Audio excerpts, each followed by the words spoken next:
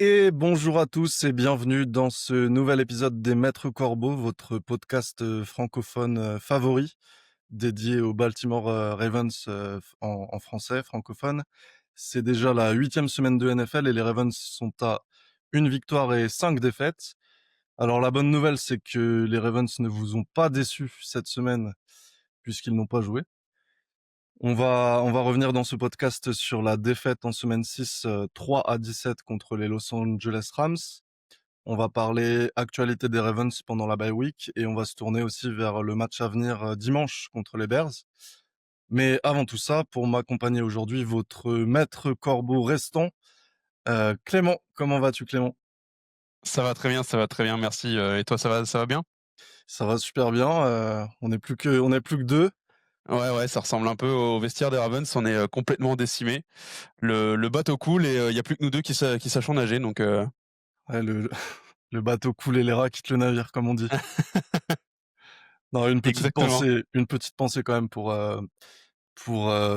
Ben qui a l'air très occupé et Pierre qui est malade. Donc il n'a pas encore fait parvenir son arrêt maladie au podcast, mais on pense à lui. Ouais, faudra que je contacte la RH pour savoir si on le paye parce que, à mon avis, c'est pas très réglo comme histoire. Tout à fait. Et bah Clément, on va se lancer tout de suite. On va parler du match contre les Rams. Ouais, On va faire le débrief. Les Ravens sont perdus une nouvelle fois, la 5e fois cette saison. 3 points, les Rams 17. Et pourtant, on a eu une équipe des Rams pas très en forme. Un Matthew Stafford qui a plafonné à 181 yards. Le meilleur receveur, c'est Higbee, qui était à 40 yards. Et leur excellent running back, Kyren Williams, qui a ouais, plafonné à 50 yards. En plus de ça, les Rams ont distribué les cadeaux de Noël avant l'heure, avec un ballon perdu, une interception, un field goal manqué, des drops de zinzin dans tous les sens. Et puis surtout des flags un peu qui nous ont bien arrangé. Je pense ouais, on va en reparler, mais le flag qui fait annuler le fumble de Wester sur le kick retourne ou le punt retourne, je sais plus. ouais. Mais un flag bien chanceux pour nous. Et pourtant, Et malgré pourtant, malgré ces Rams moribonds et malchanceux, on a fait pire. 3 points, seulement 3 points marqués. Alors la dernière fois qu'on a marqué aussi peu de points à domicile, est-ce que tu sais quand c'est? bah, début des années 2000, on en a parlé vite fait dans la semaine, mais je me souviens plus de quelle date tu m'as donné exactement. Mais je sais que ça fait mal au cœur, donc vas-y, une bonne fois pour toutes. Ouais, c'était en 2002. Aïe. C'était face à Tampa Bay où on avait perdu 25-0. Donc ça fait 23 ans qu'on n'a pas fait un score aussi misérable à domicile. C'est ouais, 23 ans, OK. Ouais, bah, c'est pas ça m'étonne pas tant que ça, hein. Est-ce que ça fait peut-être 23 ans non, quoique j'allais dire, c'est peut-être 23 ans qu'on a une équipe, aussi, mauvaise, mais bon, il y a on a toujours eu des, saisons plutôt moyennes, donc bon, j'allais m'avancer, mais je vais pas m'avancer tout de suite. En tout cas, sur les stats du match de nos chers Ravens, on a eu un Derrick Henry qui lead à 122 yards, Cooper Rush 72 yards, pardon, et mon ami, mon cher Tyler Huntley, aka Snoop, 107 yards. Ça a fait au cumulé sur le match un total de 300 yards, mais il faut préciser qu'il y a eu 80 yards de pénalité de la part de nos Ravens. Aussi, ouais, ouais, c'est vrai et quand même, Snoop qui fait 100 yards, plus de 100 yards en un quart temps et notre rouquin qui nous fait, à peine 70, en 3. C'est finalement le train que tu avais lancé, les semaines d'avant, était le bon train dans lequel monter. Bon, heureusement ou malheureusement, on le reverra peut-être plus, mais on va en reparler de notre Snoop. Ouais, Et puis je termine sur la dernière stat, c'est 3 ballons perdus en interception ou en fumble. Euh, alors, je me suis noté, c'est ma note pour engager la discussion sur ce match. ouais. What the fuck? En plus, c'est what the fuck des 2 côtés. C'est-à-dire que autant, on a été, comme tu dis, depuis 23 ans, on n'a jamais fait aussi peu de points. Et what the fuck aussi du côté des Rams qui claquent des victoires incroyables. En plus, comme on a enregistré cet épisode plus tard, on est même en capacité de dire que pendant notre semaine de bye week, les Rams, de mémoire, ils claquent 35 points à la défense de Jacksonville, qui a été parmi les premières défenses de la ligue là pendant les 6 premières semaines. Donc franchement, ouais, what the fuck, parce que bon, tu te dis comment une défense, notre défense qui se prend un tollé contre les Texans, peut réduire cette attaque qu'à 17 points. Bon, oui, on a eu Puka Nacua qui était blessé, mais il reste quand même des gros joueurs derrière. Ouais, il y avait Non, Davante Adams, ouais, Matthew ouais. Stafford, il lead la ligue en touchdown, enfin, c'est pas n'importe qui. Ah ouais, bien sûr, bien sûr. Puis il y a Higbee qui est ressorti, et qui était pas forcément très présent, je crois, pendant les premiers matchs des Rams pendant cette saison, qui fait un gros match contre nous. Mais bon, de toute façon, Higbee ou pas, on se serait fait ouvrir de la même manière. Enfin, et encore ouvrir, c'est un grand mot parce que la victoire était pas si belle que ça. Et c'est pas, je dis pas ça en rageant, on a été encore plus dégueulasse qu'eux, c'est juste pour ça qu'on a perdu, quoi. Ah ouais, non, t'as raison, c'est intriguant, quoi. On a eu une équipe des Rams très malhabile et pourtant on a plafonné à Ouais, 3 points. franchement, quand je vois notre premier drive, à chaque fois, je crois que les 3 derniers matchs qu'on fait, Ouais. à chaque fois que je vois le premier drive, je me dis: «OK, c'est intéressant» et après plus rien. Là, franchement, j'ai vu notre premier drive, je dis: «OK, bon, on met pas le touchdown, mais on a bien avancé». Derrick, il doit courir, je pense, 30 ou 40 yards sur le premier drive. Je me dis: «On a peut-être retrouvé un petit truc au niveau de la course». On fait que 3 points, mais allez, c'est bon, ça va aller. Bah, c'est les seuls 3 points qu'on verra de tout match, quoi. Ouais, on va en reparler parce que pour moi, ça dit quelque chose. Quand tes premiers drives sont excellents et qu'après tu patines, ça dit quelque chose du play calling pour moi, mais on en Ah, reparlera, bah, ça, c'est sûr. Ça, c'est sûr. bah, on peut enchaîner sur les flops du match du coup. Qu'est-ce qu'on retient de négatif sur ce match du côté des Ravens? Bah, ce qui est bien, c'est que comme nos 2 compères sont pas là, on a plus de flops à citer, ça c'est cool. Ouais, Parce que d'habitude, on essaye de se limiter à un ou 2 par personne. ouais, on va pas se Heu, marcher dessus là. ouais, ouais, voilà. Je vais en donner 2, tu vas en donner 2, puis quand on sera arrivé aux 15-30 qu'on a trouvé, ça devrait aller. Moi, je pense l'un des flops du match, c'est pour moi Flowers. Parce que, il est impliqué, bon, il est impliqué dans les 3 turnovers qu'on a subis. Il y en a un où il est pas responsable. L'interception, elle est balancée sur lui. La passe de Cooper Rush est dégueulasse, il peut pas faire grand-chose, OK. Par contre, s'il fait, 2 fumbles, dont un, bon, celui où il essaye de se jeter en avant et que, il se fait taper la balle, c'est, typiquement le genre de fumble que tu prends quand tu as pas beaucoup d'expérience. Et par contre, le deuxième fumble, il est, inexcusable, parce que la transmission de Cooper Rush, pour le coup, est pas dégueulasse. Mais juste, je sais pas ce qu'il fait, je crois qu'il regarde pas il regardait devant au lieu de regarder la transmission et il se loupe complètement et je pense que c'est en partie ce qui a brisé, le momentum du match avec mon deuxième gros flop, le triple touche-push qu'on a mis. Je sais pas pour qui on s'est pris, vraiment les Eagles de Wish, c'était horrible à regarder, c'était affreux. On n'a pas avancé même pas d'un demi-yard. C'est franchement, je ne comprends pas cette décision. Et entre les fumbles et le touche-push, pour moi, c'est les 2 gros tournants du match qui fait que, bah, encore une fois, le mental de l'équipe, il s'est écroulé à ce moment-là, quoi. Ouais, je suis d'accord. Pour Flowers, on va préciser quand même pour les gens qui nous regardent, enfin Flowers, on n'a aucun problème avec lui, hein. C'est un Ah, bien excellent sûr que non. receveur. Bien C'est sûr que non. peut-être c'est peut-être un des meilleurs receveurs qu'on a drafté, chez les Ravens. Donc excellent joueur, il y a aucun doute sur son avenir. Mais moi, enfin, je suis d'accord avec toi, en fait, là où je l'excuse un peu facilement, c'est que quand tu as autant de mal à progresser en attaque, tu as des joueurs qui vont essayer de faire la différence et d'aller chercher le petit truc en plus. Et on le voit avec Lamar, quand Lamar est en difficulté derrière sa O-line ou que ses Ouais, receveurs ouais, je vois ce que se tu veux dire, ouais. démarquent pas, Mmh. il va essayer de provoquer l'action qui fait que c'est un vrai playmaker. Bah, de toute façon, tu le Flowers, vois, hein, tu le vois le nombre de yards after catch que veut faire Flowers à chaque fois qu'il catch la balle. C'est pour ça que je te disais le premier fumble, même si bon, c'est un fumble de manque d'expérience, c'est pas le plus préjudiciable qu'il ait pu faire. Par contre, le deuxième, voilà, là par contre, il y a pas question, quoi. Ouais, ouais, mais d'ailleurs, tu parles du plus préjudiciable, pour moi, c'est celui face aux Chiefs en playoff où Ouais, il mais je parle de fumble cette sur, saison. Alors ouais. là, tu me poignardes le cœur là. Non, ouais, non, désolé, Je désolé, revois l'image. désolé, mais c'est juste pour dire que, en fait, c'était la même situation où on avait du mal à revenir et Flowers, il essaye d'aller chercher la différence, il essaye de faire le petit truc en plus et en fait, quand tu fais ça, tu prends des risques et c'est pas allé en sa faveur sur les 2 actions. Bah, le problème, c'est un receveur qui est jeune. La protection de ta balle, et cetera, c'est des choses que je pense tu acquiers avec l'expérience et forcément quand tu essayes de faire bah, ça va être, très imagé ce que je vais dire, mais quand tu essayes de faire des jeux grands alors que tu viens d'arriver, c'est normal que des fois ça passe pas. Mais après, on peut pas forcément lui reprocher parce que, bah, il essaye. Au moins c'est l'un des seuls joueurs qui se bat en ce moment, pour essayer de mettre quelques points, quoi. Ouais, ouais, je suis très d'accord avec toi. Bah, je vais enchaîner avec mon flop parce qu'il rejoint le tien. C'est, Mondcan. Ouais, Mondcan, alors Mondcan, il faut que je m'explique, parce qu'il y a eu des actus, pendant la semaine là sur Mondcan, notamment une enquête du Baltimore Sun qui est sortie.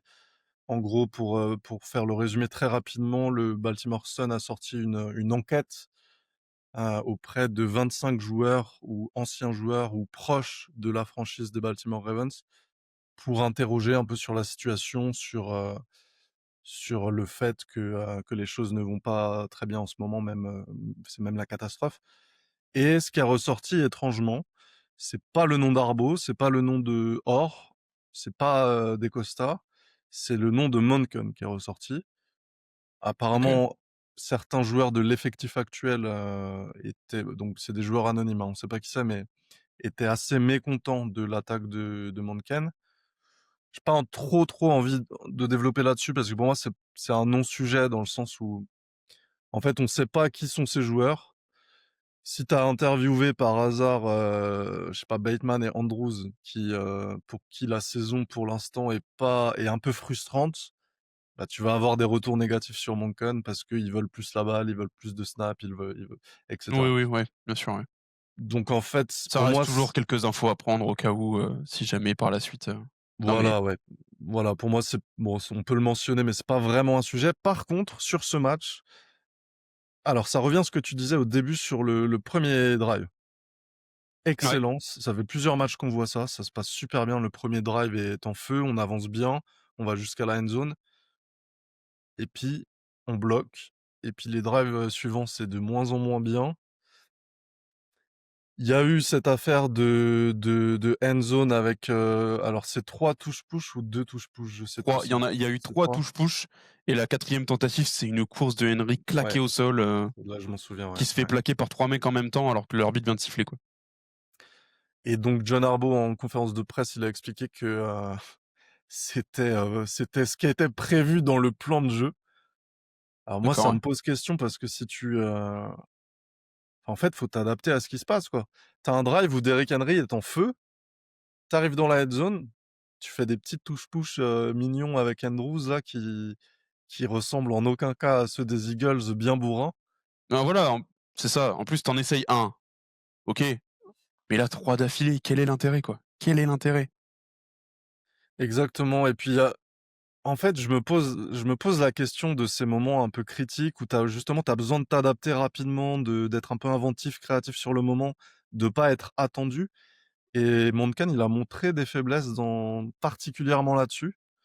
Alors je sais pas à quel point il est limité par Arbo, mais on va pas faire, la poule ou l'œuf ce soir, mais voilà, ça me pose un peu question, d'autant plus quand je vois Derrick Henry qui sort, sur des 3e tentatives et enfin, en fait, laisse-le dans le backfield, laisse-le être une menace, même si, je sais que Derrick Henry, il a son âge, il a besoin de se reposer, il a besoin de mais dans ce cas, à la limite, tu fais des drives avec, Keaton Mitchell et Justice Hill et Ça, tu laisses, faudra en parler d'ailleurs, hein, qu'ils ont foutu Keaton Mitchell au placard alors que, bah, c'était pas si mauvais, son match de l'année dernière fois, c'est pareil, hein. ouais.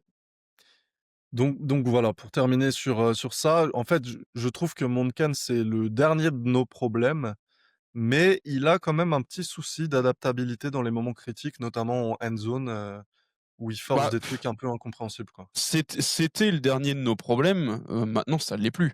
quand tu vois que le premier de notre problème, c'est notre défense. Là, notre défense, elle a pris 17 points par une attaque qui est censée être étincelante. Donc, à partir du moment où tu prends, entre guillemets, que 17 points par une attaque qui est censée être terrible, etc., c'est à ton attaque à toi de faire la différence. Et là, il y a eu aucune différence de fait. Alors oui, t'as Cooper Rush, mais bon, t'as pas que Cooper Rush, t'as, comme on disait, t'as Derrick Henry, t'as Diop, t'as Zay Flowers, t'as, j'allais dire Mark Andrews, mais il est plus que l'ombre de lui-même. Mais t'as au moins 3-4 playmakers dans ton attaque, et pourtant, tu mets 3 points. Donc, et d'ailleurs, pour en revenir simplement à Monken et Henry, je vais redire la même chose que je dis toutes les semaines. En fait, Henry, là, il se fait 120 yards. Pourquoi? Parce qu'on arrête de faire des courses plein centre comme des débiles. Franchement, Henry, il a beau être un bulldozer, il peut pas passer toute la ligne défensive parce qu'il est imposant. Et là, il a fait. On regarde ses courses sur les premiers drives notamment. Bah, c'est des courses où il part beaucoup plus sur les côtés, il patiente beaucoup plus avant de passer le premier rideau, et ça passe beaucoup mieux. Et ça, j'ai l'impression qu'on le comprend un match sur 5, donc moi je suis sûr que le match prochain, on va revoir des courses plein centre et un Derrick Henry à 15 yards. Ouais, ouais, je suis d'accord. Il y a aussi, juste pour terminer sur Monken, il y a aussi ce que je comprends pas, c'est t'essayes Cooper Rush 3 cartons, ça marche pas. Tu fais rentrer Snoop, il y a un bol d'air frais qui arrive et en même temps tu fais sortir Henry. En fait, je Non mais comprends pas. c'est C'est soit tu lâches le match et dans ce cas, bah tu termines avec Cooper Rush, au moins tu vois ce qu'il vaut jusqu'au bout. Soit tu prends la décision d'essayer de revenir. Dans ce cas, tu fais rentrer Snoop et tu laisses Henry sur le terrain pour essayer de voir la différence. Mais en fait, c'est Ben la dernière fois qui me qui m'embêtait là-dessus en disant tu disais qu'il faut courir, etc., etc. Oui, mais en fait, je reviens toujours à la même chose. C'est conditionné à Snoop. oui. C'est-à-dire si t'as Snoop, il faut un bon jeu au sol. Si t'as un bon jeu au sol, faut Snoop pour équilibrer en triple menace, quoi. Bah, Je comprends c'est pas surtout pourquoi on ça. associe jamais les deux. Surtout ça, c'est qu'en fait, les jeux où Snoop a couru, en fait, il y a pas Henry, on laisse pas planer le doute. On laisse pas planer le doute de est-ce qu'il va passer ou est-ce que c'est Snoop qui va courir, est-ce que c'est Henry. Bah en fait, dans sa tête, j'ai l'impression que dans la tête de Monken, c'est Henry, il court pas, donc il est pas sur le terrain. Mais non, ça marche pas comme ça. Sinon, on aligne un running back, un quarterback, la ligne et un receveur, et puis terminé, on joue comme ça. C'est débile. Exactement. Mais pour rebondir un peu sur ce que tu disais tout à l'heure, c'est que notamment, pardon, notamment par rapport aux touches push, un truc que je trouve vraiment flagrant, on n'en a pas encore trop parlé, je crois, pendant le podcast, c'était par rapport surtout à notre identité. C'est que en général, peu importe l'équipe, quand tu te retrouves enfin en difficulté, notamment comme ça devant la end zone, t'arrives pas à passer, en général, tu te réfugies dans ton identité et t'essayes de faire ce que tu sais faire. Et là, en fait, on essaye d'usurper l'identité des Eagles qu'on n'est pas, clairement pas, d'un jeu qu'on a quasiment jamais fait. Alors oui, ils l'ont peut-être fait en entraînement, mais ça n'a aucune incidence. Bah, Et en fait, on l'a souvent fait sur des quatrièmes, mais en end zone, j'ai pas le souvenir. pas en end zone, ouais. Oui, oui, on l'a déjà fait sur des quatrièmes, des trucs qui ressemblent un peu à un Mmh. touche-push. Mais sur le principe, en fait, en tout cas, depuis que je regarde les Ravens, quand ça allait pas, on s'est toujours réfugié dans notre identité qui était la course. En plus, avec Lamar qui était la double menace, la triple menace, le fait de courir, de faire des. Et en fait, on le fait plus, ça. Alors on a les armes pour, on est l'équipe qui fait ça, et on l'a pas fait. Et ça, je ne comprends pas pourquoi. Ouais, je suis très d'accord. Ouais, je suis très, très d'accord. Il y a aussi un élément, c'est que on part en touche-push, dans la end zone alors qu'on n'a pas Ricard, quoi. Ouais, bah, de toute façon, franchement, Ricard ou pas, il aurait pas changé la face du monde. Même Non, si mais j'apprécie Ricard, mais le touche-push allait pas avancer pour autant parce que Ricard. je pose la question, je sais pas. Je pense pas, honnêtement. Même si c'est un joueur qui a beaucoup d'impact dans notre équipe, peut-être même un peu trop quand on voit à quel point on gère pas la course quand il est pas là. Mais sur des courses d'Henry, oui, Ricard a un impact de fou.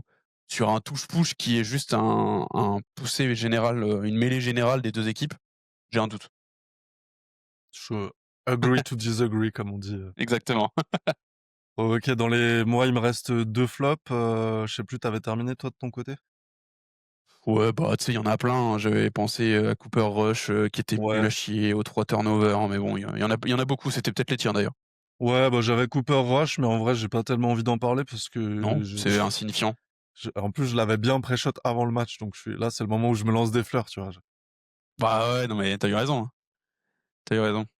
Et quand même, je l'ai mentionné dans l'intro, mais dans le dernier podcast, on disait que les Ravens commençaient à enfin, dans les points positifs, on avait dit qu'on était plus disciplinés que l'année dernière et que les saisons Ouais, d'avant. c'est vrai. Et bah, là, on se prend 80 yards de pénalité dans la tête avec des erreurs vraiment bêtes, du 12 man personnel, des joueurs inéligibles, sur le terrain. Enfin bref, j'ai trouvé ça, C'était assez risible, ouais. mais surtout que c'est pas excusable, même si t'es avec une équipe, dont beaucoup de joueurs sont blessés, même si tu en difficulté, en fait, c'est la discipline, c'est pas excusable, peu importe le niveau de ton équipe, quoi. C'est purement du coaching, je trouve. Oui, ça, pour le coup, oui. Autant, la manière dont les joueurs jouent, tu as toujours un doute de savoir si c'est les joueurs qui sont mauvais ou le coaching. Autant oui, en général, les flags, surtout les 12 men, et cetera, ça oui. Après, quand c'est des false starts ou quoi que ce soit, c'est un peu plus compliqué à déterminer. Mais quand c'est des fautes qui sont purement, organisationnelles, ouais, en effet, là, il y a pas trop le choix. Et en plus, alors j'ai plus tellement le match hyper précisément en tête, mais je crois que c'était particulièrement mal arbitré en notre défaveur, si je dis pas de bêtises. Il me semble qu'il y avait deux trois. J'ai le souvenir une passe interférence, je crois, c'est pas Wiggins ou attends, Sur quel match? sur le match contre les Rams. Celui-là, là? Ouais. Ah Non, ouais? peut-être je les confonds avec la saison qui avance. Une passe interference contre nous? Ouais, non, mais peut-être je les confonds. Bah, après, je me trompe, je me souviens plus. Pour être très honnête, j'ai regardé, 2 fois les highlights cette semaine, et des morceaux de match Oh, parce t'as que du le courage. pa bah, pa parce que le match, en fait, ne m'a pas marqué et je m'en suis Mmh, rendu compte au bout, comme on n'a pas fait le podcast dans la foulée comme on a fait d'habitude, je me suis rendu compte que le match, franchement, il m'a pas marqué. C'était oubliable. ouais. Ah, tu eu plus de courage que moi, hein. Bon, on essaie quand même de moi, j'ai quelques tops. J'ai quelques Oui, tops quand même. j'en ai aussi. Bah, allez, vas-y, à toi l'honneur, ouvre le bal. Bah, on en a déjà parlé, donc je vais pas m'attarder dessus. Les 122 yards de Henry, qui montrent encore une fois que c'est pas Henry le problème, c'est la manière dont il est utilisé, mais ça, on en a déjà parlé, je vais pas revenir dessus. Et moi, mon gros top, c'était parce qu'on en a quasiment pas vu de cette saison, c'était le sac plus le fumble forcé par Jenkins. Ouais, Qui ouais, ouais. était, c'était assez sympa à regarder, tu le voyais, il était tout content là. Ça me fait toujours rire moi les actions qui sont, proposées par des big guys, qui sautent de joie sur le terrain, c'est toujours très drôle et on en a tellement peu vu cette saison que j'avais oublié ce que ça faisait de voir un sac et un fumble forcé sur le quarterback, c'est une douce sensation que j'avais oubliée. Ouais, carrément, puis elle arrive tôt dans le match en plus, En plus, ouais. elle À un moment où elle tu as était encore de cool. l'espoir. Ouais, enfin de l'espoir, c'est un grand mot, mais en tout cas, Oui, tu pas totalement abattu encore, ouais. exactement. OK, bah, j'enchaîne et puis on fait un chacun si tu veux. Ouais, vas-y, vas-y. Mmh. De toute façon, mon premier, je vais pas trop le développer parce que je vous ai cassé les bonbons avec. Mais les gars, Oui, oui, mais oui, les gars, Snoop, c'est ça que tu vas me dire. Snoop! Ouais, Le ouais, ça je mec, m'en doutais que tu allais le sortir celui-là. il est là 15 minutes, il fait mieux que 45 minutes de Cooper Rush. En plus, tu l'as pas évoqué, mais je savais que tu avais noté la stat tout à l'heure, tu me l'as dit, c'était le temps de possession. Je sais plus Oui, si tu l'as quelque part là, je l'ai plus en ouais, tête là. oui, c'est vrai que ça c'était, c'est un gros flop aussi, on en a pas parlé. On a un temps de possession de 38 minutes contre 22, de la part des Rams, donc on a largement dominé le match en termes de possession. Ouais, ça veut dire que Cooper Rush, il avait quasiment 2 cartons entiers à lui tout seul et il a marqué 3 points. Et c'est même pas lui qui les marque, c'est un field goal. En plus, oui. Donc Ouais, ouais, heu, c'est ouais, donc Snoop, il arrive sur le terrain les 15 dernières minutes et en plus on sent il y a 17-3 et on sent qu'il y a le momentum qui revient, que les joueurs ont plus envie, que ça avance mieux, mmh, oui, qu'il y a des actions qui se créent, que ce soit des longues courses, scramble comme on a l'habitude de les voir, avec Lamar ou même des passes un peu risquées et tout. Enfin, franchement, je suis d'accord que Snoop, c'est un quarterback, 2 et il a pas le potentiel d'un quarterback 1, mais dans notre système, je comprends pas ce qu'on a foutu avec Cooper Rush, quoi. Mais encore pour moi, ça revient au problème d'identité, hein. Dans notre système, c'était dans notre système qu'on avait ces dernières années. Le système qu'on avait ces dernières années, il est plus là aujourd'hui. On a plus de système, enfin, en tout cas, c'est l'impression que j'en ai.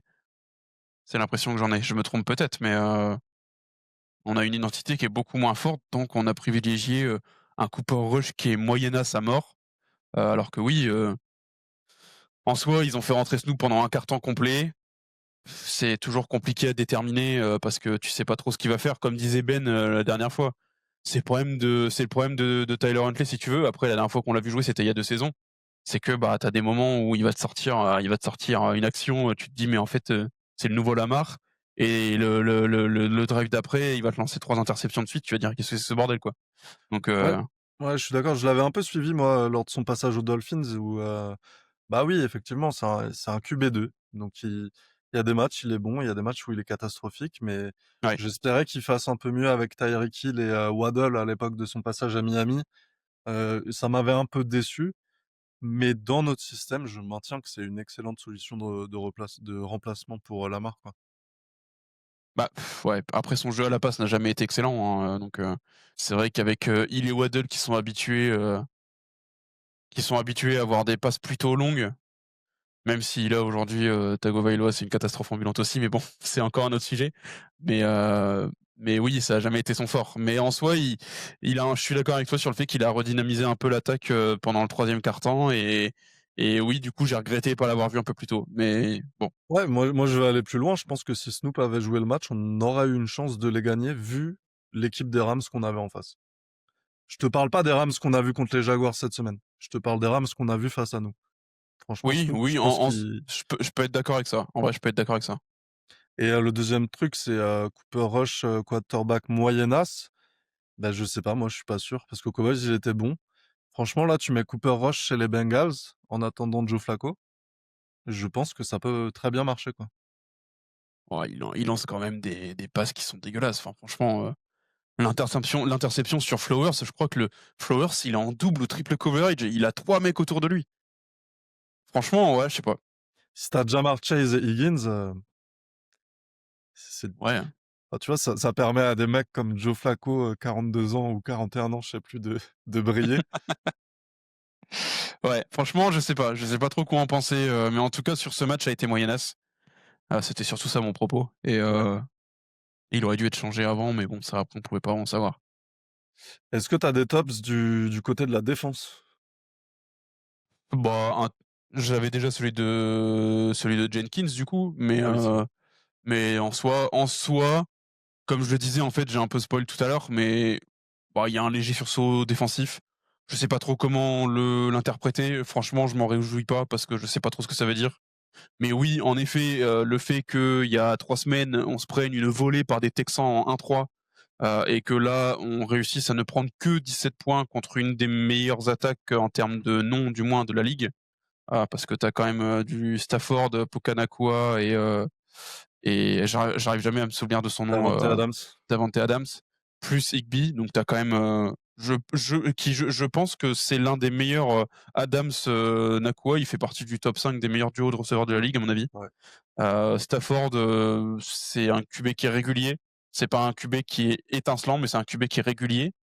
Donc, en fait, le fait qu'on se prenne que 17 points contre cette attaque, c'est étonnant.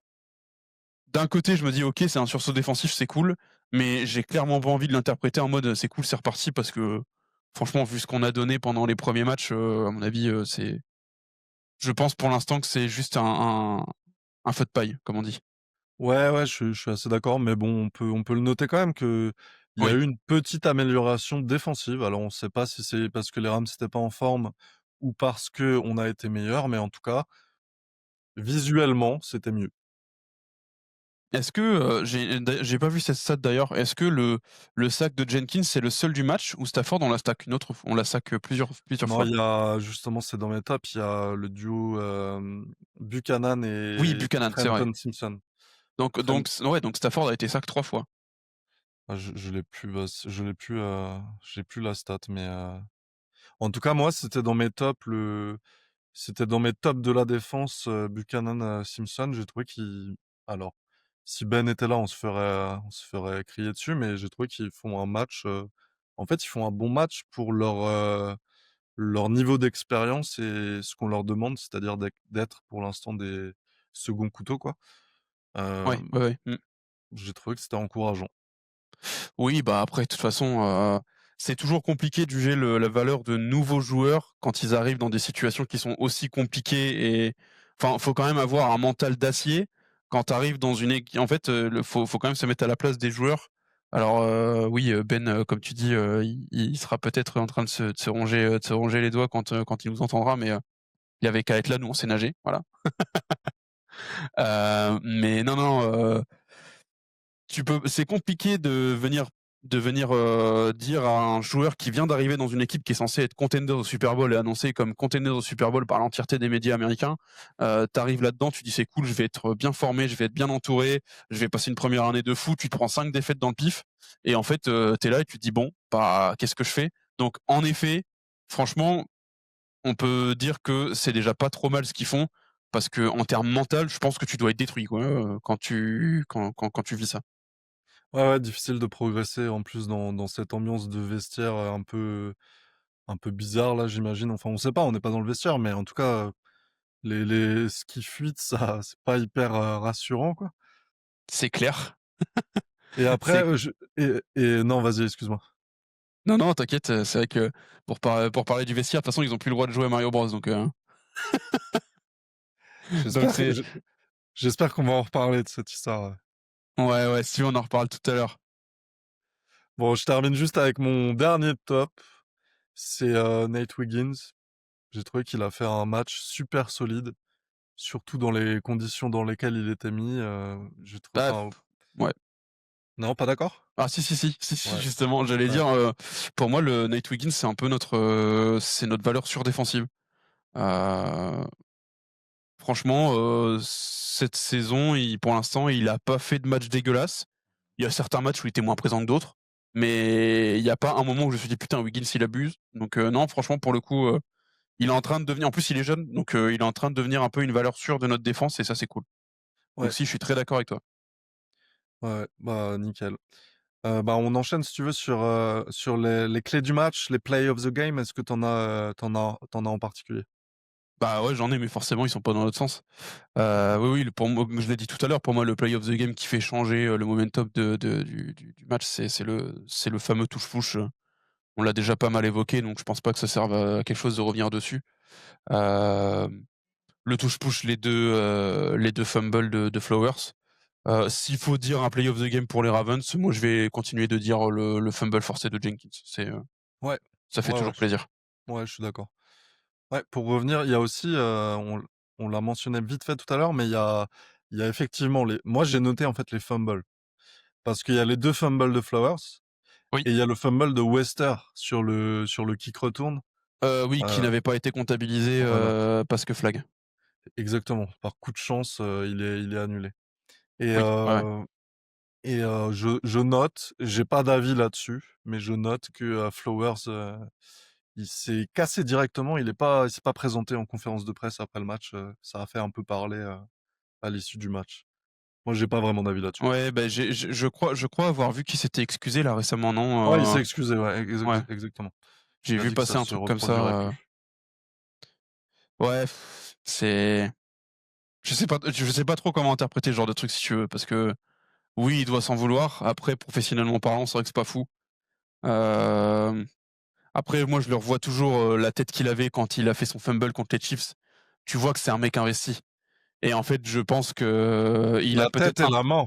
Je sais pas si tu te souviens, mais il non, je me avait souviens cogn plus. il avait cogné, je crois, le banc de touche avec son casque et il s'était blessé la main, il saignait après le fumble, Ah putain, non, je me souviens plus. Moi, je me souviens qu'il avait une tête, qu'il était à 2 doigts de pleurer, ouais. c'était, franchement, ça faisait mal au cœur et oui, ça se voit que c'est un gars qui est super investi dans ce qu'il fait et peut-être parfois trop parce que du coup, quand tu es trop investi, bah, tu vas pas aux conférences de presse, parce que tu as pas envie de montrer ta déception. Peut-être pour il y a 15 000 000 d'autres raisons, je sais pas laquelle c'est Ouais, tu et pas je envie de dire de conneries aussi, hein. J'imagine c'est que possible si tu aussi. pas si tu pas si tu frustré du coaching, par exemple, et que tu dois te taper une conférence de presse juste après, c'est chaud, quoi.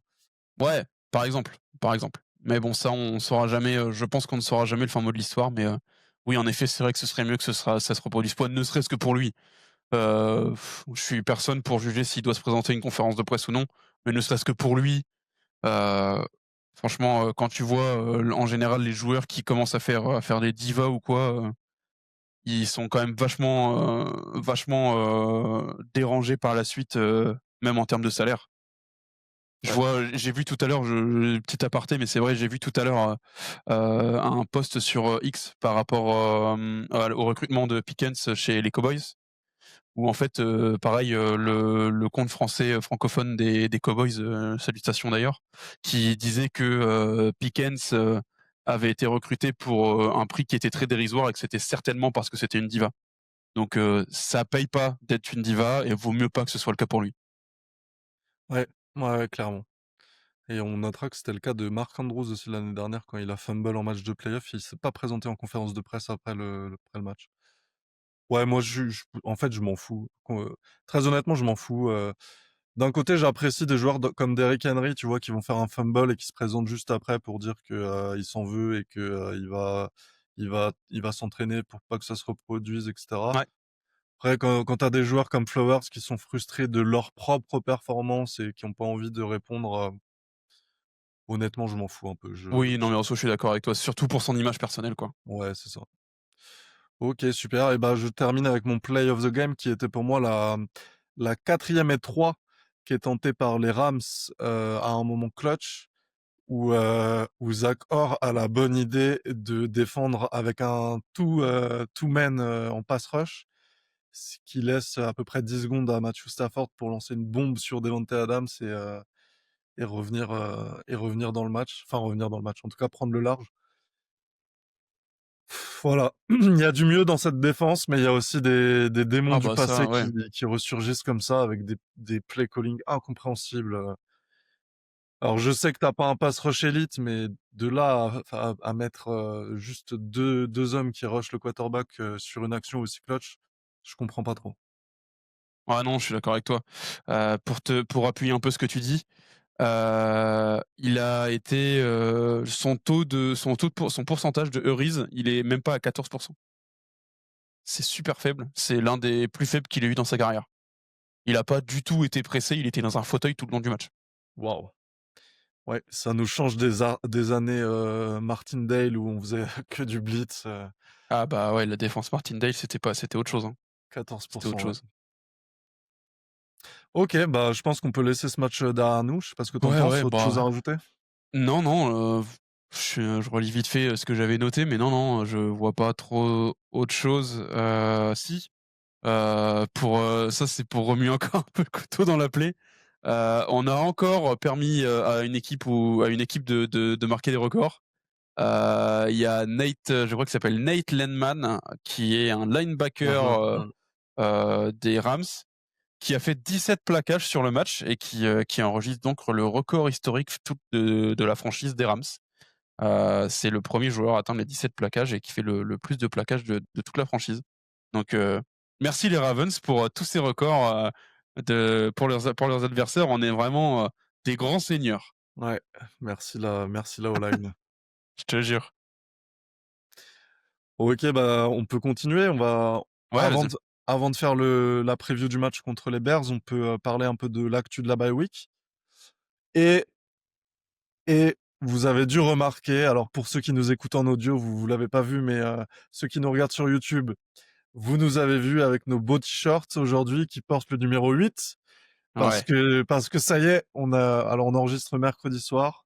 On a eu la nouvelle quelques minutes avant de lancer l'enregistrement et ça y est les gars, Lamar is coming. Bah, on espère du moins, il s'entraîne pour l'instant. Moi je pense qu'il sera là. Il va J'espère aussi, mais pour l'instant, il s'entraîne. Ne soyons pas, je suis plutôt du genre, à prendre les choses prudemment. moi mon gars, je vais faire la preview là avec Lamar en tête. OK, d'accord. Il vient pas s'entraîner pour enfiler des perles, il est là pour faire une remontada. Non, non, mais Ben avait dit qu'il était rentré dans la team, tout brûlé, donc On va en parler, on va en parler. En tout cas, voilà, c'est la nouvelle de la journée. Lamar est de retour à l'entraînement. On a d'autres joueurs aussi qui sont de retour. On a Ricard, on a Oui, Roquan Smith, on a Likely, on a Awuzie.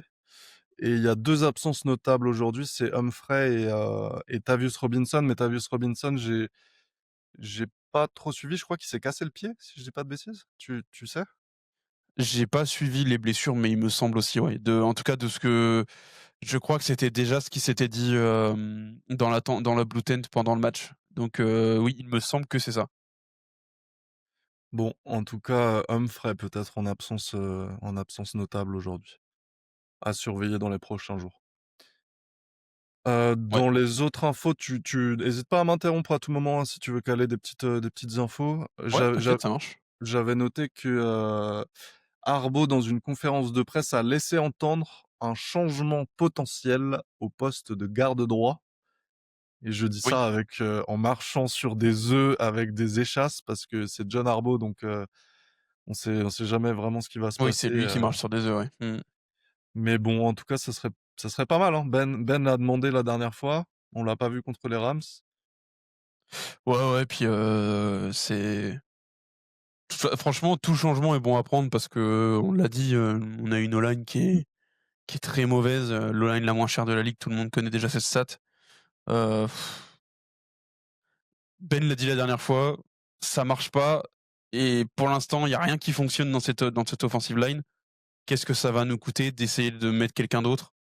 Je vois encore, Faalele là pendant le match contre les Rams, il y a vous pouvez voir dans le highlights, du match, on le voit vers la fin du highlight, il y a une espèce de slant qui est faite sur Hill et en fait, Faalele, il pousse son homonyme et il est au milieu du terrain, il est planté comme un piqué, il attend et en fait, il gêne Hill et c'est très symptomatique de comment ça se passe, ils sont perdus les mecs. Ils J'ai l'impression qu'ils connaissent même pas le play call qu'ils sont en train de jouer et oui, ça ne coûtera absolument rien à part du temps, ça va ne coûter absolument rien d'essayer du 109 ou des vétérans ou qui tu veux, mais d'essayer des gens, quoi. Ouais, ouais, je suis d'accord sur les postes de garde, ce serait cool de voir un peu au moins de la rotation, si ce n'est, des vrais changements, quoi. Et du coup, oui, je te coupe, fracture du pied pour Tavis Robinson, c'était bien ça. OK, ouais, donc Je suis permis de rechercher pendant que tu discutais. ouais, donc on le reverra pas, ça marche. Ouais, 6-8 semaines prévues, mais bon, Ouais, ça me je pense paraît que c'est un peu compliqué. optimiste. Ouais. OK, et puis la dernière news que j'ai notée, c'est la plus importante, c'est Marlon Humphrey, bien sûr, qui s'est exprimé, en conférence de presse, je crois, en expliquant que, le match des Bills avait, causé un grave traumatisme pour les joueurs des Ravens, et que ça avait causé je sais pas comment on dit en français, un mental breakdown, une Ouais, rupture, une rupture mentale. mentale, ouais, En tout cas, que le mental avait cédé à ce moment-là, et que c'est ce qui explique, la suite, de la saison. Bah, c'est intéressant, quoi. On perd un match, et c'est déjà ouais, fini. ouais. Est-ce que c'est intéressant ou terrifiant? À savoir, peut-être les 2. Mais ouais, franchement, à ce niveau de jeu, perdre ton premier match de la saison et avoir le moral dans les chaussettes pour le reste de la saison, c'est quand même vachement évocateur de la situation dans laquelle est l'équipe, quoi. Il y a eu un gros problème pendant l'intersaison pour que les joueurs puissent en arriver à un niveau de «détresse psychologique» entre guillemets, après une première défaite, quoi. Ouais, et de Après confiance en eux aussi, ouais. Oui, après, encore une fois, c'est Marlon Humphrey. C'est Marlon Humphrey. Moi, il m'exaspère là sur X, à poster des questions sur, «Est-ce que vous voulez que je goûte tel plat?» machin. Moi, je peux plus le voir. Donc c'est Marlon Humphrey. Est-ce que c'est vrai? Est-ce que c'est pas vrai? Je le saurai quand ce sera Derrick Henry qui le dira. Ouais, je suis d'accord. Après, il a quand même conseillé à certains joueurs de voir des psys pour se remettre dans le momentum de la saison. C'est j'ai rien à dire. Franchement, ce mec, c'est une blague ambulante. Franchement, autant je le trouvais drôle quand il était bon, mais je pensais que les moments où il serait moins bon, il se tairait un peu, mais pas du tout, c'est fou. Donc non, non, je dirai rien. Je dirai rien. Bon, en espérant qu'il revienne, en tout cas Marlowe, et qu'il revienne en forme.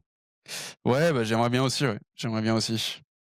Est-ce que tu avais d'autres choses à voir sur l'actu de la bye week, des Ouais, en trucs qui se termes sont passés? d'actu de bye week, il y avait, ce qu'on a évoqué un peu tout à l'heure, l'histoire du changement de vestiaire. À prendre avec des pincettes parce qu'apparemment, selon certaines sources, en fait, le fait que, quand je dis le changement de vestiaire, c'est, le fait que, on a vu, sortir cette semaine, dans tous les médias, liés à Baltimore, oui, le coaching staff a supprimé les consoles de jeux. Ils ont supprimé les paniers de basket qui étaient à côté des lockers de Flowers et Lamar. Ils ont supprimé tout ça. Ça a fait un tollé à prendre avec des pincettes parce que selon certaines sources, apparemment, ça fait déjà plusieurs matchs que ça a été enlevé, ça s'est pas fait là tout de suite. Après le principe reste le même, je trouve ça très con. Genre, franchement, on dirait vraiment, le management à la française des années 80, tu sais, où, tu fais du shift, tu es concentré et surtout tu penseras à prendre que 10 minutes pour manger le midi parce qu'il faut pas déconner, je te paye. Vraiment, c'est vraiment enlever les distractions pour que les gars se concentrent plus. Ouais, ça marchait peut-être, il y a 30 ans, mais c'est un management, vraiment à l'ancienne, je trouve. Je ne suis pas sûr du tout que ça fonctionne.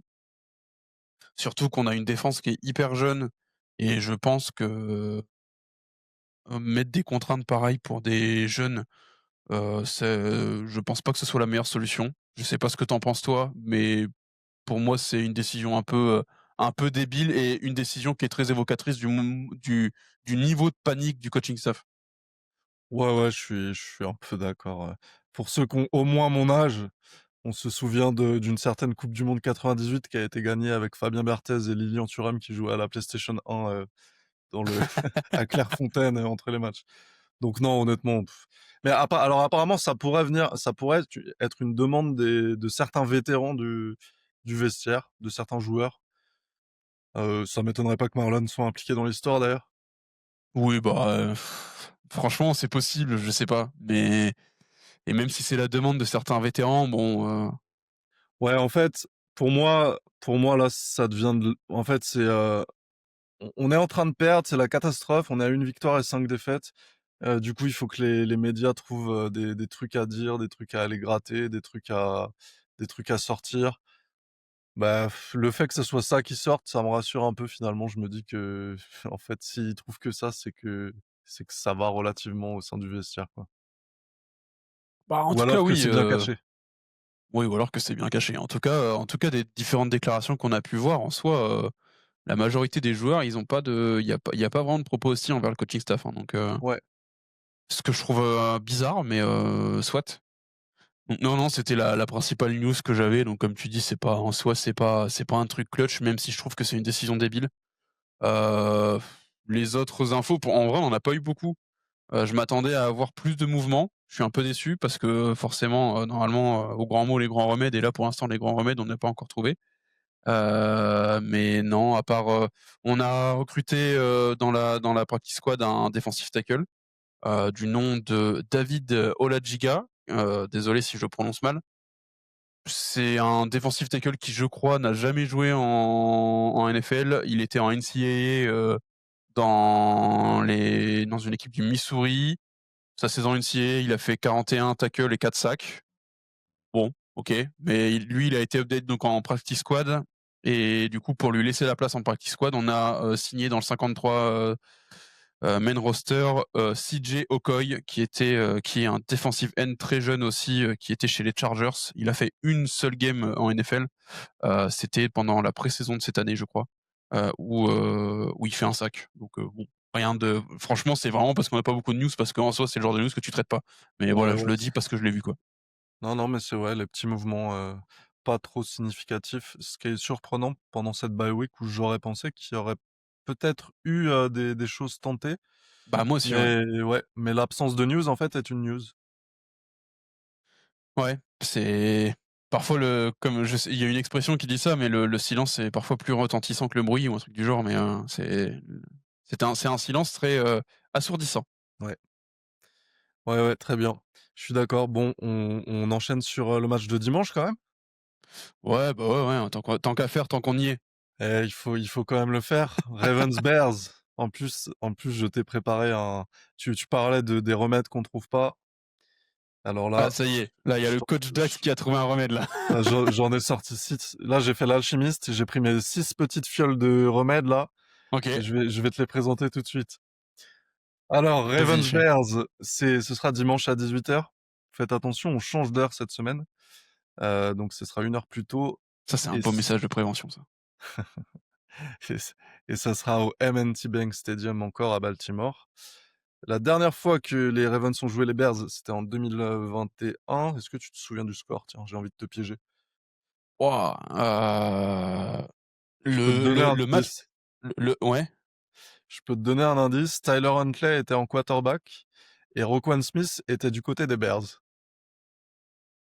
Ouais, le match me dit vaguement quelque chose, mais je crois on n'a pas genre gagné à 17-13 ou un truc du genre? Oh, bien joué, c'est 16-13. Oh! 16-13. OK. Ah, je suis content. Ouais, bravo, ouais. En tout cas, voilà, c'était en 2021, donc ça remonte un peu. Cette année, les Bears, ils sont à 4 victoires et 2 défaites. Ils ont gagné leurs 4 derniers matchs. C'était les Oui, Cowboys, les Raiders, les Commanders quand même et les Saints. oui, Et ils ont perdu les 2 premiers matchs de la saison contre les Vikings et contre les Lions. ouais, c'est ce que je m'étais noté aussi également. Pour moi, c'est le match de l'année. Pour les Ravens, en tout cas, c'est le match de J'ai l'année. l'impression que ça fait 3 semaines qu'on dit que c'est le match de l'année. Non, non, non, non, non, non. Là, j'étais dans la team Snoop. Là, les gars, pour moi, c'est le match de la saison. Parce que si Lamar joue, c'est pas pour enfiler des perles, c'est pour tenter un run en playoff. Donc, il va revenir en mode, je sens qu'il va revenir en mode compétitif et en mode Superman. Si on perd, la saison, elle est finie, définitivement. Tu tentes rien quand t'es à une victoire et 6 défaites. Par contre, si on gagne, bah, ça peut être le début d'une forme de remontada. Alors, je sais pas si elle ira au bout. Je vais vous expliquer pourquoi elle ira au bout quand même. OK, vas-y. Parce que la team tanking, là, vous êtes bien gentil. Vous m'avez séduit pendant quelques semaines. Je fermais un peu ma gueule parce qu'on avait Cooper Rush en quarterback. Là, la team tanking, vous êtes en danger de mort pour la saison. Je suis désolé pour vous, mais si vous visiez le 10e choix de la draft, ça peut être compromis. Je vais vous donner mon plan en 6 étapes, 6 raisons pour lesquelles Lamar va nous emmener en playoff. OK, putain, j'ai l'impression de me retrouver dans un top de Lama fâché à l'époque, tu sais, Oh putain, la comparaison. Première raison, le calendrier. La suite du calendrier. Les Bears, les Dolphins, les Vikings qui n'ont plus J.J. McCarthy, ils sont avec Carson Wentz. Les Browns qui sont avec leur 5e quarterback. Les Jets, les Bengals sous Joe Flacco. Alors je sais pas si ce sera encore Joe Flacco. C'est quand même dans 7 matchs. Donc peut-être que Joe Burrow, Bureau, pardon. ouais, ouais. Mmh. Peut-être que Burrow sera revenu si le jeu en vaut la chandelle.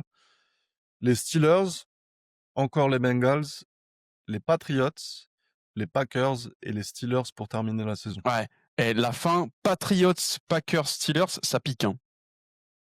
Ça pique, je suis d'accord, les Packers, ça pique. Ah, Les les Pats Steelers, aussi, hein. Drake May, il est super chaud, hein.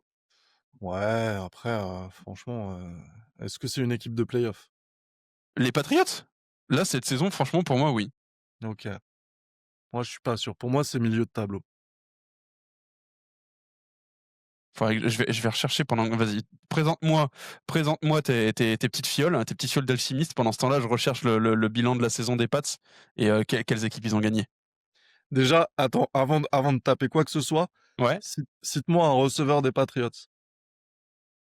un receveur des Patriots? Bah, c'est une très bonne question.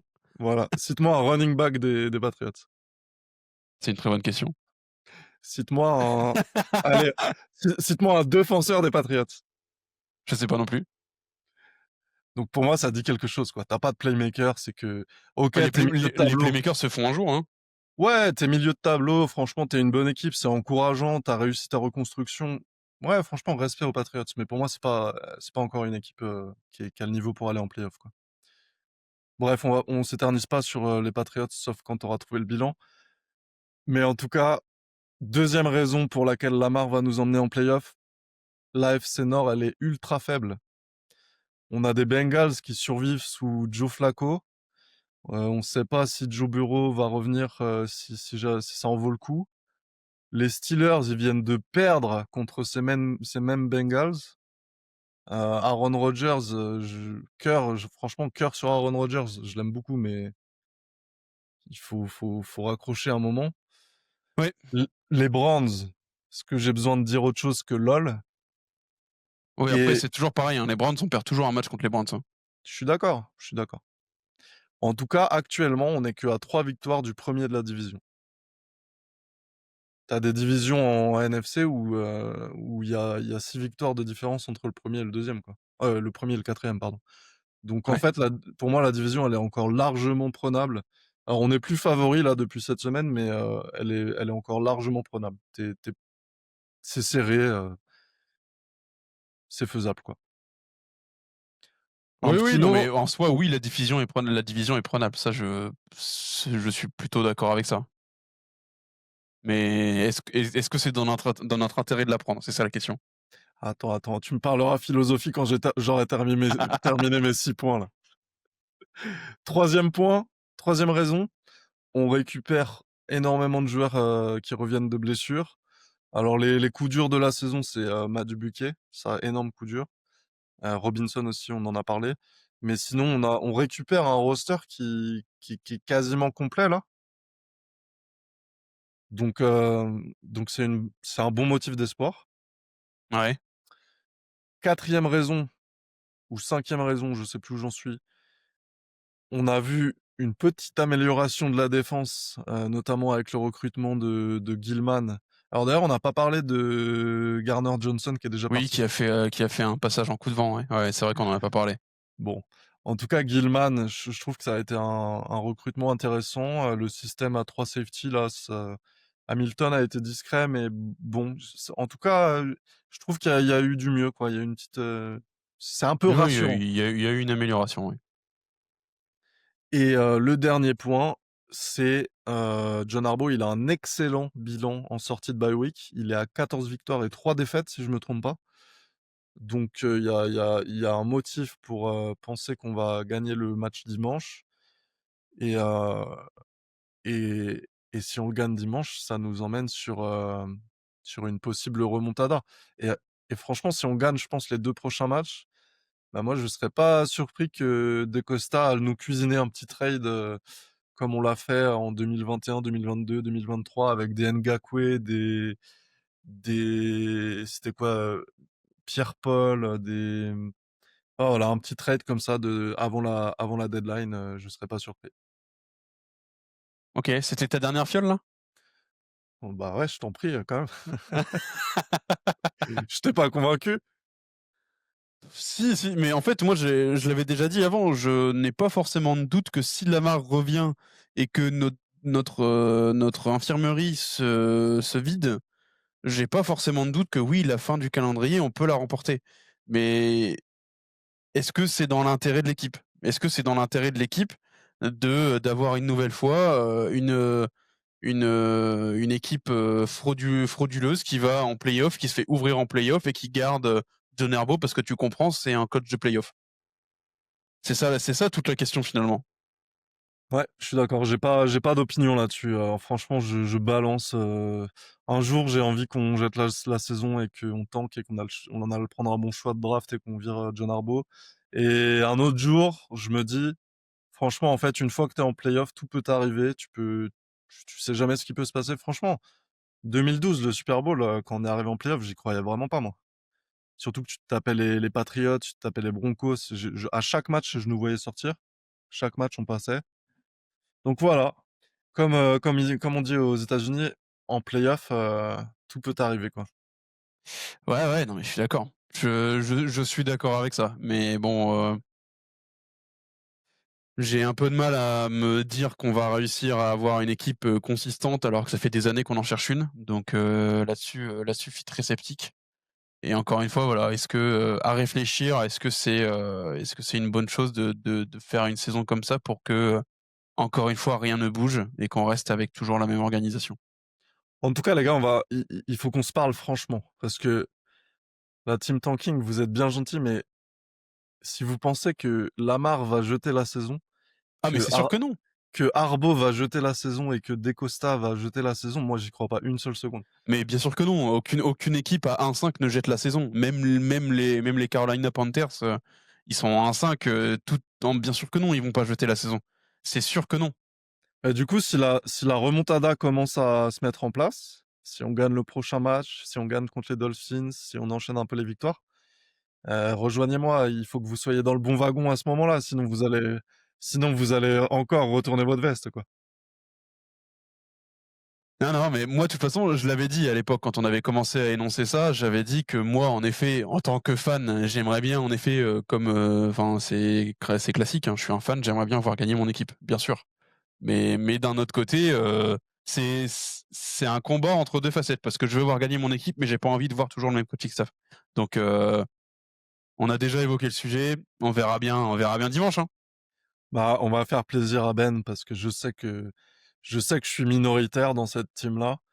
Alors là, on est à 1 heure d'enregistrement, si vous avez suivi jusque-là, mettez en commentaire, est-ce que vous êtes toujours team Tanking? Ou est-ce que quand même, il y a une petite team Lamar qui arrive là? Une petite team Jedi qui arrive? Bon, à mon avis, il y a une, dans le cœur, il y en a beaucoup qui sont team Lamar, moi y compris, mais Je compliqué de déterminer qu'est-ce qui est bon pour l'avenir de l'équipe. Ouais, ouais, je suis d'accord. Je mentionne juste avant qu'on passe, aux Bears, que depuis les années 70, il y a que 4 équipes qui ont réussi à faire les playoffs avec un bilan de 1 victoire et 5 défaites.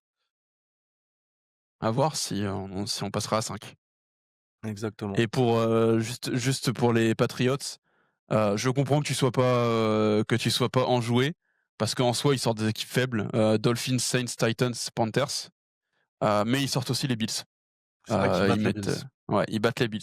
Ça, c'est Ils le battent les match de Bills division, ouais, et pour le coup, Drake May, je le trouve très, très bon. Il est super consistant cette saison, donc bon, c'est pas Patriot Podcast, donc on va pas en parler 3 plombes, mais juste pour revenir vite fait dessus, moi je pense que ça peut devenir une équipe de playoff.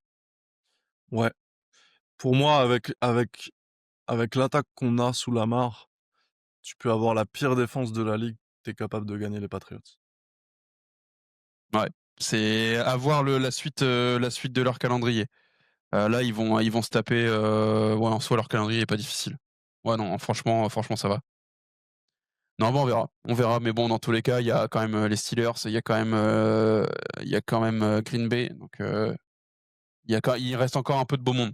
Ouais, il y a potentiellement les Bengals sous Joe Burrow aussi qui sont jamais, Aussi, enfin qui aussi, donc ouais. ouais, je suis d'accord, ça va pas être, un long fleuve tranquille, mais en tout cas, dans la première partie de la saison, là, on avait le calendrier le plus difficile de la ligue et je crois que sur la deuxième partie de saison, on est le 19e ou 18e, calendrier en termes de force du calendrier. OK, ouais. Bon, bah, écoute, de toute façon, comme je t'ai dit, on est tous les 2. Moi je suis un peu pour les 2 teams, j'arrive pas à me décider, donc tu prêches un peu un convaincu, même si je suis pas convaincu à 100. Un petit bisou à Ben là qui doit être en train de s'arracher les cheveux, en nous écoutant. Oh, il dort là, cette heure-ci. Bon, on parle quand même, on évoque un peu le match, contre les Bears Ouais, on qui va parler arrive. vite fait on va parler vite fait de ça quand même.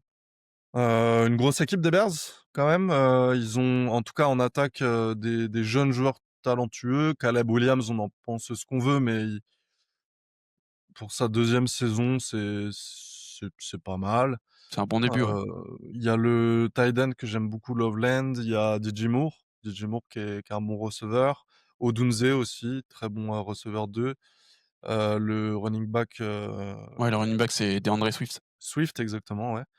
Donc sur le papier, j'avoue que j'ai pas regardé leur match cette saison, mais sur le papier, leur attaque, elle est pas mal, quoi. Non, en plus, tu parles de Loveland, mais il y a aussi Cole Kmet, hein, en tight end, Ouais, ouais, c'est vrai.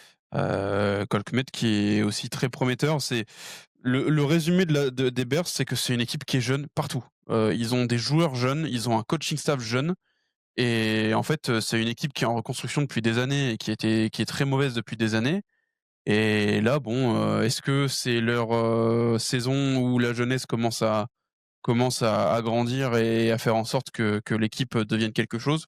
Est-ce qu'ils vont réussir à construire quelque chose? En tout cas, pour l'instant, ils sont en 4-2. Ils sortent les Commanders, ils sortent Mmh. les Cowboys. Bon, après, les 2 autres équipes, c'est un peu anecdotique, c'est du Raiders Du Saints. et du Saints. Donc bon, là, OK. Mais bon, les Cowboys, c'est toujours une équipe chiante à jouer, même si c'est pas étincelant. Quand tu joues les Cowboys, tu sais ja tu jamais sûr à 100 de gagner. Ouais, ils ont fait une Hem, belle victoire cette semaine, les Cowboys. En plus, ouais, en plus. Donc déjà les Cowboys et après tu as les Commanders. Bon, les Commanders, c'est pareil cette saison, c'est en dents de scie parce que Jayden Daniels, il est blessé un match sur 2. Mais ça reste une équipe, il y a du Deebo Samuel, il y a du Jayden Daniels, c'est une bonne équipe et bah, ils sortent des équipes qui sont moyens plus, plus et sachant que là, à l'heure actuelle, les Ravens sont moyens, moins, moins, voire mauvais plus, bah, voilà. Ouais, avec Lamar, tu transformes pas ce moyen moins moins Franchement, en j'attends de moyen voir. plus plus. J'attends de voir parce que le match contre les Chiefs, Lamar, il a joué une bonne partie du match et il était catastrophique le match. Donc même si je crois en Lamar, il était peut-être blessé, il avait peut-être, des séquelles d'une blessure, peu importe. Mais sur le principe, le match contre les Chiefs, Lamar, je crois qu'il fait 3 quarts temps et c'est pas parce qu'il est là qu'on est étincelant, hein. Ouais, mais je suis sûr à 100 qu'il va jouer moi, donc je fais la preview, avec Lamar. OK. Je suis peut-être dans le déni, mais les gars, il sera là, Lamar.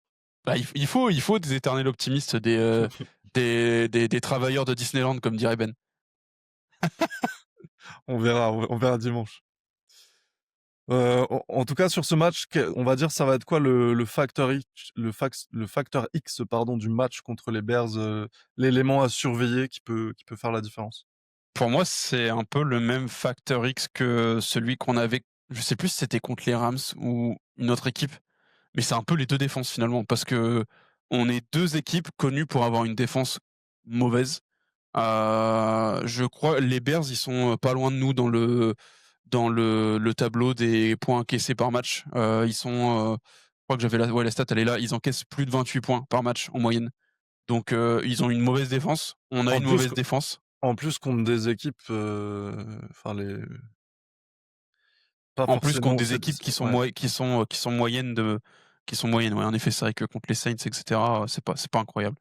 Mais pour moi, ça va être encore une fois un jeu de défense. Bon, oui, ce sera conditionné aussi par la manière dont revient Lamar. Est-ce qu'il revient en mode, Terminator ou est-ce qu'il revient en mode, au doigt mouillé? Ça correspond pas trop à sa personnalité, donc ça m'étonnerait. Mais ouais, ça va être conditionné par le retour de Lamar, et surtout si notre défense va être capable d'arrêter cette, attaque-là qui est quand même assez jeune, donc assez dynamique. Est-ce qu'on est capable d'arrêter ça? Ouais, je suis d'accord, je pense si tu une défense qui est capable de limiter les Bears à 25 points, 30 points en étant optimiste, avec Lamar tu gagnes. Ouais, ouais, je suis d'accord. Après, il y a pour moi, le deuxième facteur X, parce qu'il y en a 2. Le deuxième facteur X, c'est savoir Monken va revoir son plan de jeu pour faire des jeux plus intéressants? Parce que Lamar ou pas, les plans de jeu qu'on avait contre les Rams et pendant les 3 derniers matchs, que Lamar soit là ou pas, c'est factuellement nul.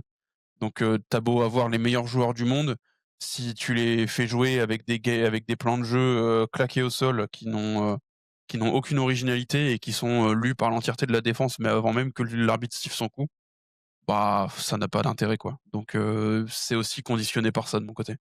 Ouais, mais à contrario, si tu regardes le play calling, contre les Lions ou contre les Bills, alors j'avais des critiques à l'époque, hein, mais c'est à l'époque où on pensait être contender pour le Super Bowl, quoi.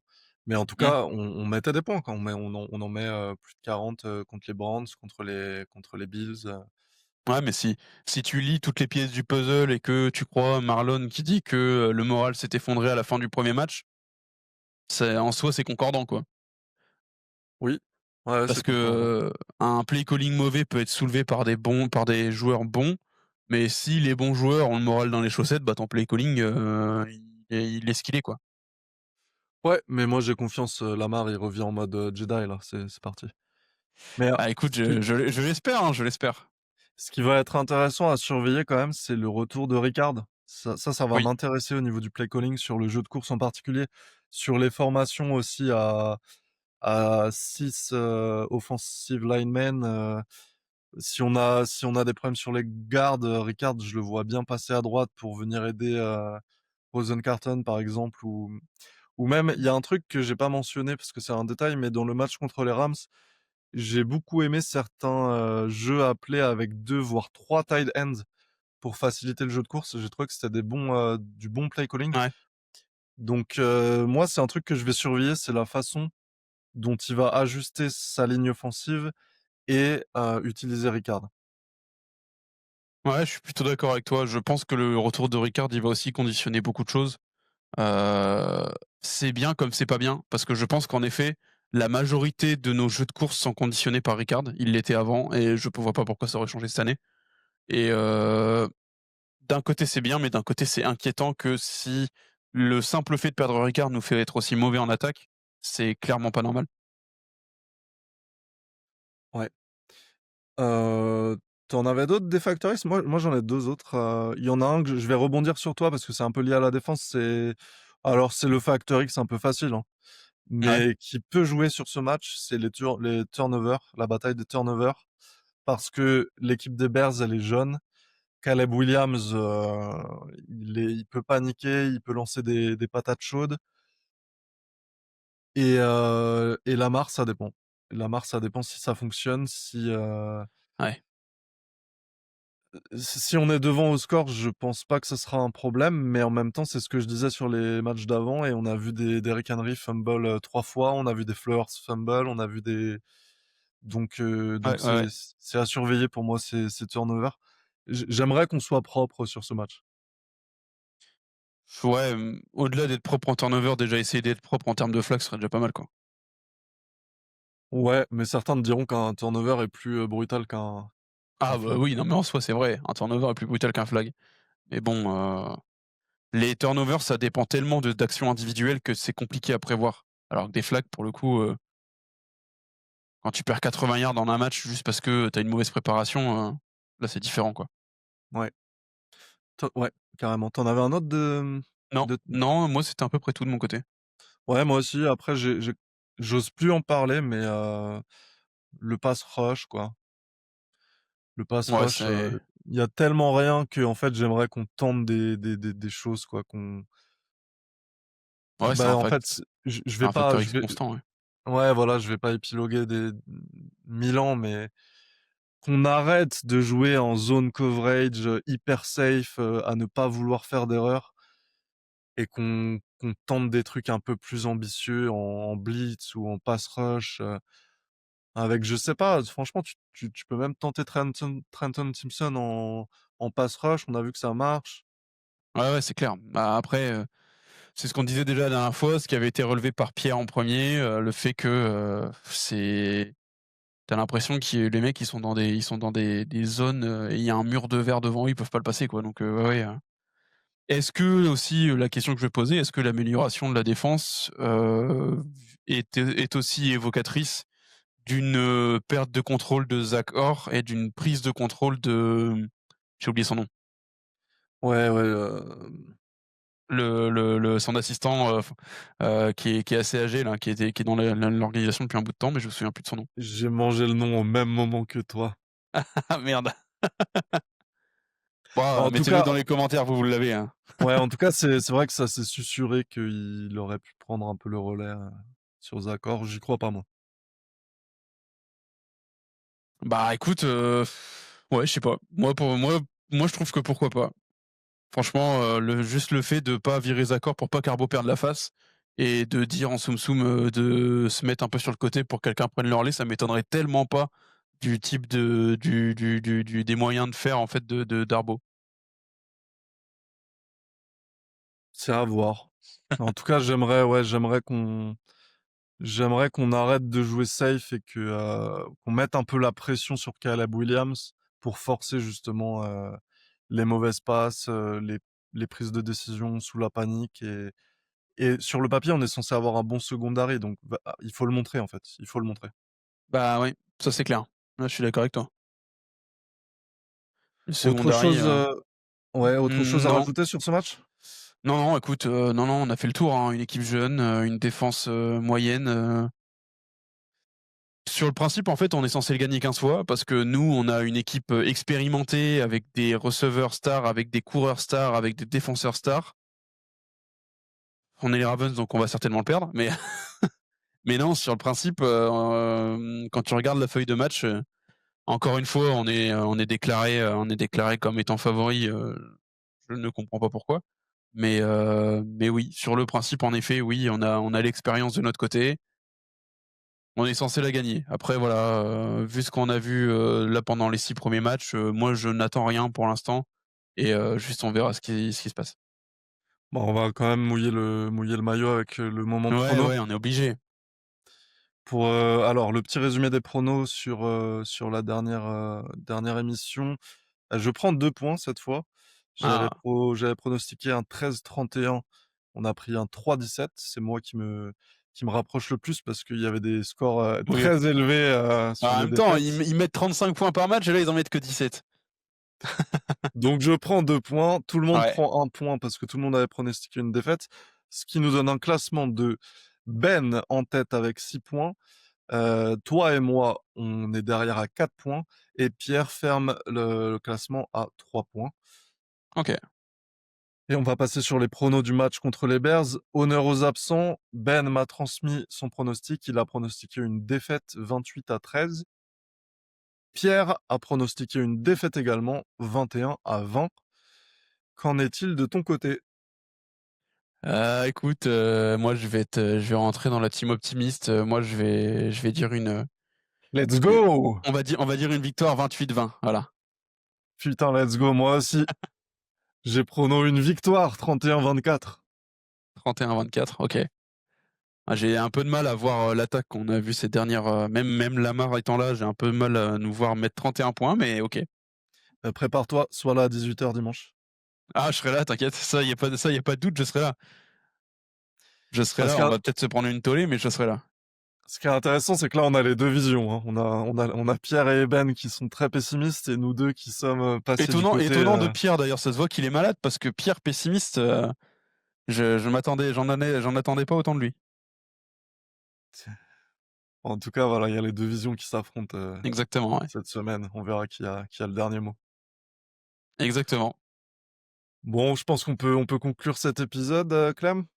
Bah, écoute, ouais, c'était, très bien aussi de faire ça à 2, peut-être un peu moins animé, mais, on espère que notre injury reserve va se vider là au fur et à mesure des semaines pour qu'on puisse revenir, à un effectif complet, hein. Ouais, quand on va commencer à gagner, ils vont revenir les deux loupards là. Ils vont. Ils vont apprendre à nager les rats, c'est ça que tu veux dire?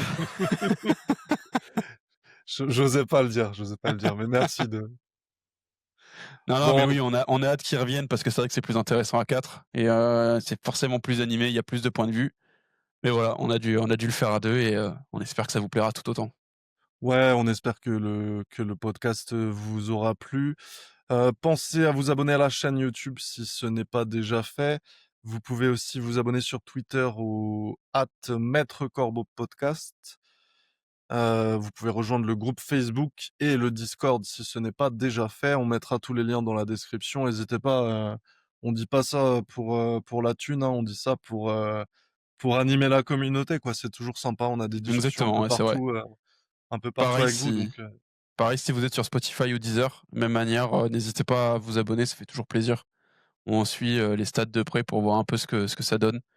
Donc j'ai vu qu'il y avait la possibilité de commenter sur Spotify également, donc n'hésitez pas à commenter ou quoi que ce soit. Mais voilà, ça fait super plaisir en tout cas. ouais, ouais, ouais, n'hésitez pas. Chaque semaine, on vous lit avec plaisir et on débat avec vous. Donc c'est très cool que le podcast soit vivant et soit partagé par la commu. Le but, c'est que ça soit communautaire, quoi. Exactement, c'est vrai. Et j'en profite pour dire un dernier truc avant de clôturer. Si jamais il y a une plateforme, de streaming audio, qui manque pour vous, ou vous avez besoin quoi que ce soit, n'hésitez pas à nous dire parce que nous on est pensé directement à Deezer, Spotify. Mais, on a peut-être loupé un train, il y a peut-être une autre plateforme qui existe, qui est en train de tuer le game qu'on connaît pas. Donc, si jamais il y en a d'autres, n'hésitez pas à nous dire en commentaire qu'on puisse peut-être essayer de voir pour élargir les plateformes. Ouais, si vous voulez que Clem se mette à TikTok et nous fasse des petits shorts, en maillot de Lamar, hésitez pas à le signaler. Tu veux me voir danser la tectonique en maillot de la mare. Sur ces beaux mots, je sais pas si tu veux nous faire une danse tectonique avant de partir, mais on peut conclure. Merci à tous de nous avoir suivis jusqu'à maintenant et passez un bon match dimanche. Go Ravens et préparez-vous à monter dans le train de la remontada, les gars. Allez, go Ravens et ouais, bon, sans train, j'y crois pas trop, mais on verra bien ce que ça donne. Allez, bonne soirée. Ciao.